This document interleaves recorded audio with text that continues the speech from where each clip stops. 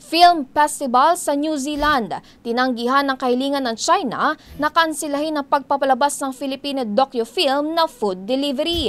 Brigada Justin Hoxon, ibrigada mo! Brigada! Live report!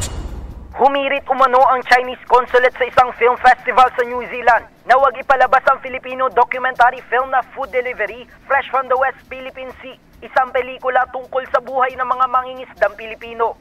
Ayon daw sa China, ang dokumentaryo ay puno ng maling impormasyon, propaganda at hindi makabubuti sa ugnayan ng New Zealand-China relations.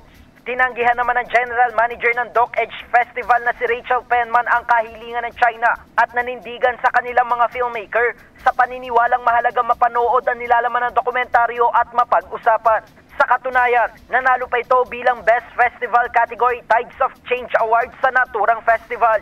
Sa hiwalay na pahayag, nagbigay din ng suporta ang Armed Forces of the Philippines o AFP sa naturang dokumentaryo. Anila, kinikilala nila ang ginawang pagkukwento at pagpapakita ng pelikula sa araw-araw na katapangan ng mga mangingisda at iba pang personal na nakaistasyon sa West Philippine Sea na ibinubuwis ang kanilang mga buhay para idiin ang soberanya ng Pilipinas. Maaalalang ang dokumentaryong gawa ni Direk Baby Ruth Villarama ay orihinal sana na nakatakdang ipalabas sa Pure Gold Cine Panalo Film Festival sa Maynila. Ngunit ito'y biglang tinanggal sa lineup ilang araw lang bago ang screening dahil sa umano'y external factors.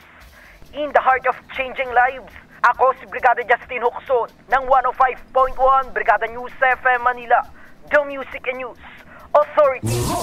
Ang bahaging ito ay hatid sa atin ng Yummyvit ES2 Oral Drops. Simulang tuparin ang pangarap ng iyong anak. And stunting now!